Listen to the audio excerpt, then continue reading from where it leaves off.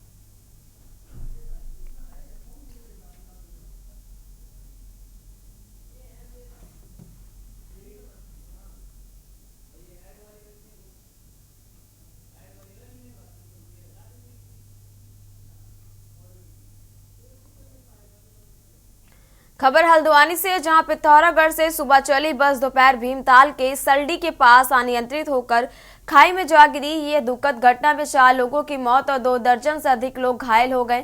घटना की जानकारी प्रशासन तक मिलते ही मौके पर पहुंची पुलिस, एनडीआरएफ, दमकल विभाग सहित प्रशासन की टीम रवाना की गई। स्थानीय लोगों ने भी रेस्क्यू ऑपरेशन में मदद की।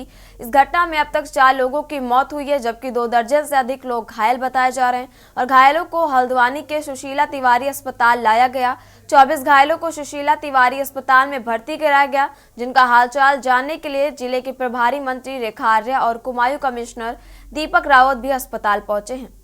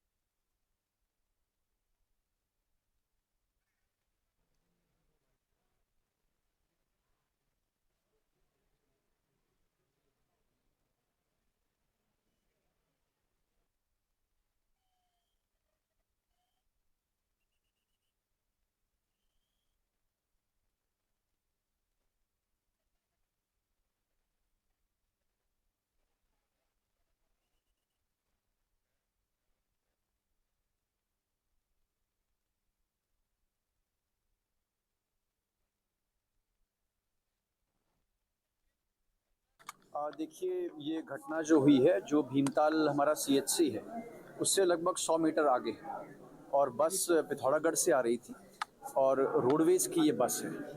इसमें ड्राइवर कंडक्टर को अगर छोड़ दें तो 25 सवारियां और भी थी, जिसमें से 4 जो मृत्यु हैं इनकी पुष्टि हुई है। माननीय मुख्यमंत्री जी ने दुख भी प्रकट किया है और जो सर्वाइवर्स हैं उनकी पूरा ध्यान देने के निर्देश प्राप्त हुए हैं और 2 ट्रॉमा एक्सपर्ट्स को अभी एम्स ऋषिकेश से बुलाया गया है। सुशीला तिवारी में जो हमारे घायल हैं उनका इलाज चल रहा है। देखिए, आज जानकारी में आया है कि बहुत बड़ा हादसा जो है आज, मतलब हम लोग सोच भी नहीं सकते हैं कि ऐसा हादसा जो है हमें फिर देखने को मिलेगा। आज उस हादसे से आहत कुछ पेशेंट्स यहाँ पर सुशीला तिवारी में आए थे, जिनको आज मैं देखने यहाँ पर पहुँची थी। लगभग मेरी जानकारी के अनुसार मैं लगभग 10-12 लोगों से मुलाकात कर चुकी हूँ, जिसमें हमारी कुछ महिलाएं भी हैं, कुछ युवा बालिकाएं भी हैं, कुछ हमारे वरिष्ठजन, किसी को हेड इंजरी है। कितने लोग सवार थे बस में? कैसे हुआ है हादसा? गाड़ी आ रही थी, उसको बचाने की चक्कर।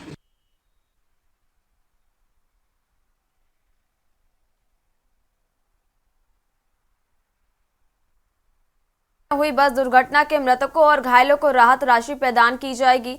मृतकों के परिजनों को 10 लाख, गंभीर रूप से घायल व्यक्तियों को 3 लाख एवं सामान्य रूप से घायल व्यक्तियों को 15 से 25 हजार के बीच राहत राशि प्रदान की जाएगी।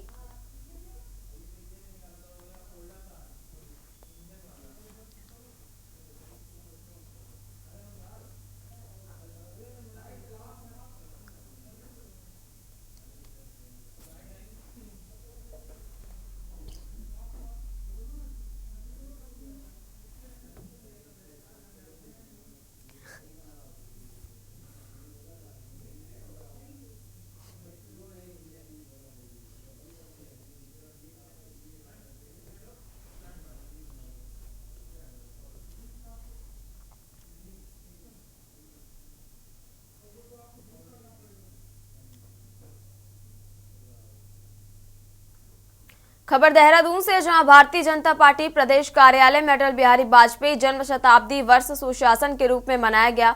दरअसल अटल बिहारी वाजपेयी की 100वां जन्म दिवस और देश भर में पूरे वर्ष पर बीजेपी उनके जन्मदिन को सुशासन के रूप में मनाया और विभिन्न कार्यक्रमों का आयोजन किया। जहां भाजपा प्रदेश अध्यक्ष ने इस अवसर पर कहा कि उत्तराखंड राज्य अटल बिहारी वाजपेयी की ही देन है, इसलिए उनको याद करना उत्तराखंड के लिए खास महत्व रखता है।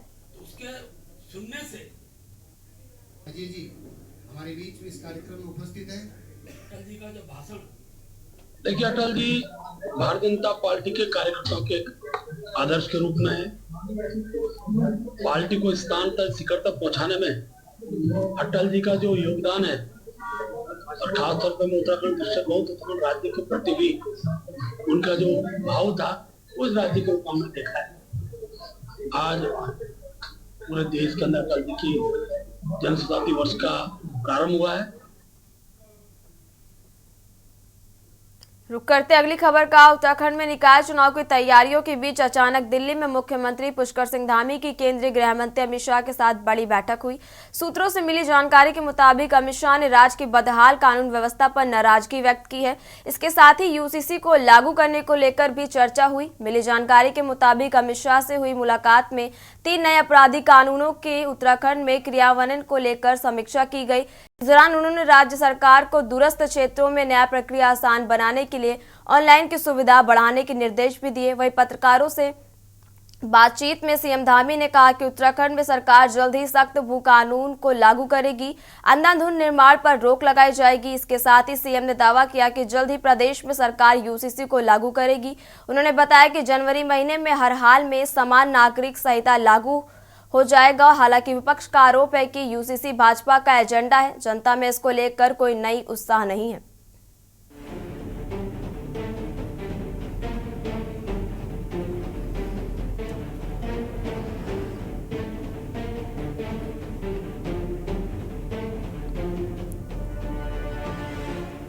उत्तराखंड की कानून व्यवस्था पर लगातार सवालों के बीच राज्य के मुख्यमंत्री पुष्कर सिंह धामी की दिल्ली में केंद्रीय गृह मंत्री अमित शाह के साथ बड़ी बैठक हुई। बैठक में राज्य की कानून व्यवस्था में सुधार के विषय पर चर्चा हुई। इसके साथ ही यूसीसी को लागू करने को लेकर भी मंथन किया गया है।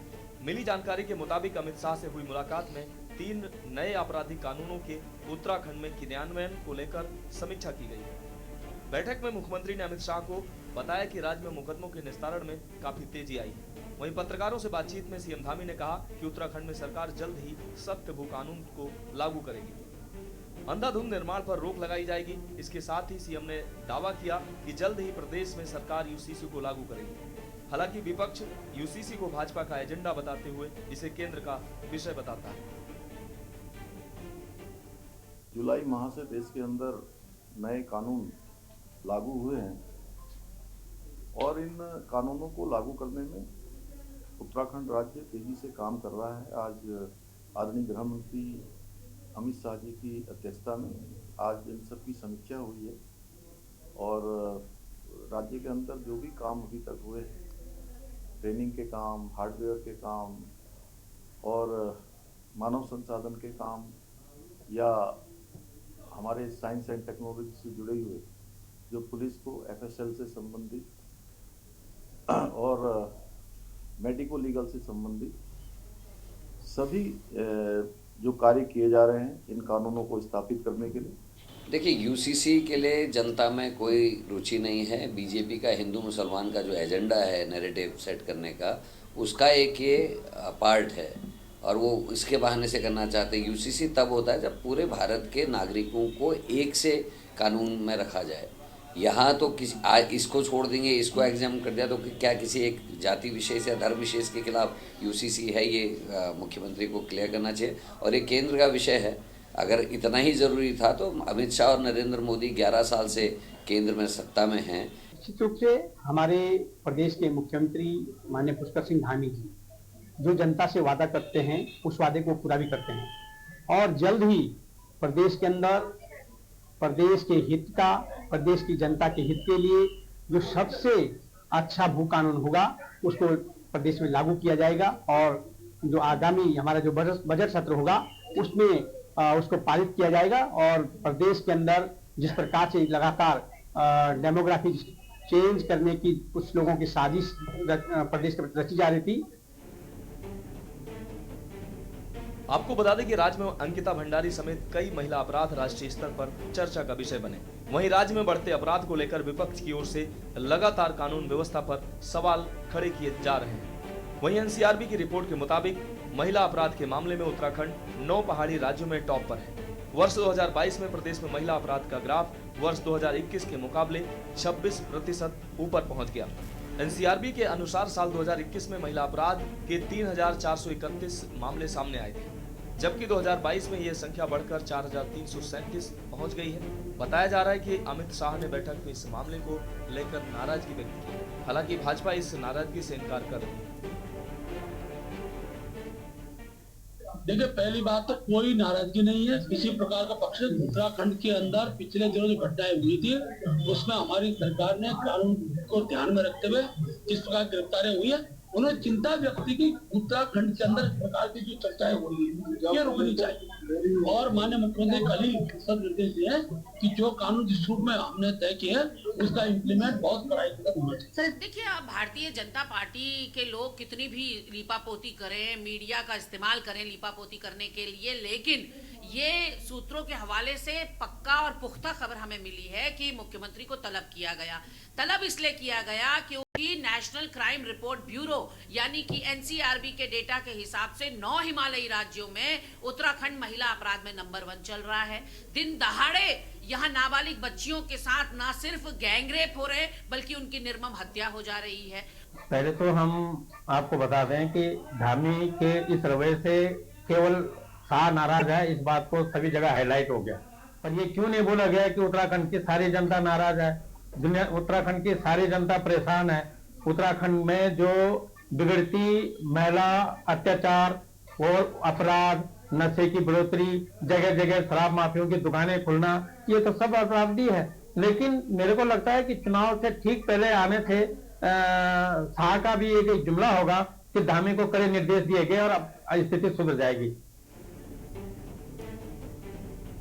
कुल मिलाकर चुनावी तैयारियों के बीच अचानक हुई मुख्यमंत्री की इस मुलाकात के कई मायने निकाले जा रहे हैं। वहीं प्रदेश भर में लगातार बढ़ते अपराध आम लोगों के साथ सरकार की चिंता को भी बढ़ा रहा है। वहीं महिला अपराधों में राज्य का प्रथम स्थान पर आना चिंता को और बढ़ा रहा है।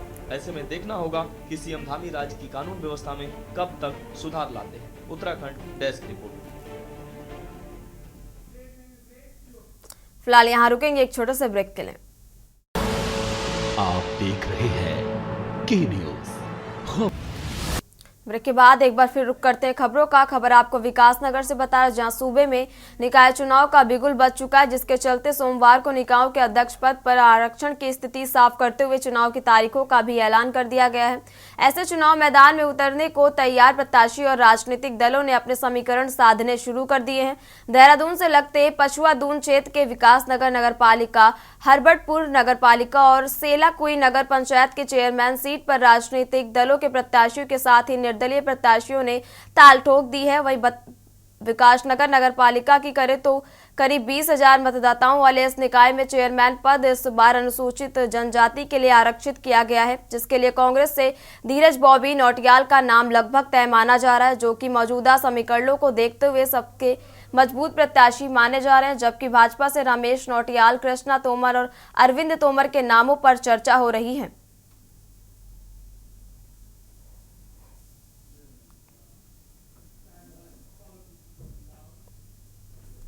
खबर देहरादून से, जहां भाजपा के वरिष्ठ नेता पृथ्वीराज चौहान ने मेयर पद के लिए दावेदारी। भाजपा के वरिष्ठ नेता पृथ्वीराज चौहान ने आगामी निकाय चुनाव में मेयर पद के लिए दावेदारी की है। इस दौरान पृथ्वीराज चौहान ने कहा कि अगर भारतीय जनता पार्टी उनको टिकट सौंपती है तो वह पार्टी की उम्मीदों पर खरा उतरकर जीत हासिल करेंगे। बता दें कि टिकट की दावेदारी से पहले पृथ्वीराज चौहान ने प्रदेश कार्यालय पहुंचकर निकाय चुनाव के लिए मेयर प्रत्याशी बनाए जाने हेतु संगठन मंत्री अजय कुमार से भेंट की। इसके पहले भी वह भाजपा के सभी प्रमुख नेताओं, सांसद त्रिवेंद्र सिंह रावत, सांसद माला राज, लक्ष्मी साहू, पार्टी अध्यक्ष महेंद्र भट्ट समेत मुख्यमंत्री पुष्कर सिंह धामी से भेंट कर आगामी निकाय चुनाव के लिए प्रत्याशी के रूप में आवेदन कर चुके हैं।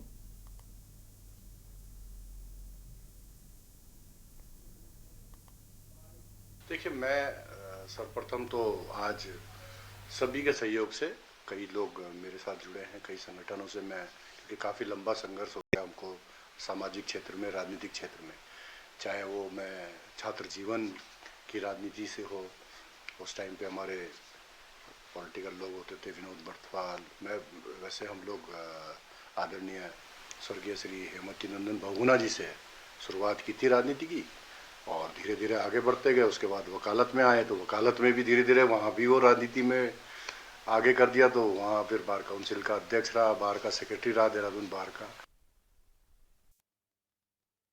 खबर उत्तराखंड में मेरे साथ फिलहाल इतना ही। आप देखते रहिए के न्यूज़ इंडिया। नमस्कार। आप देख रहे हैं के न्यूज, खबरों का सारथी।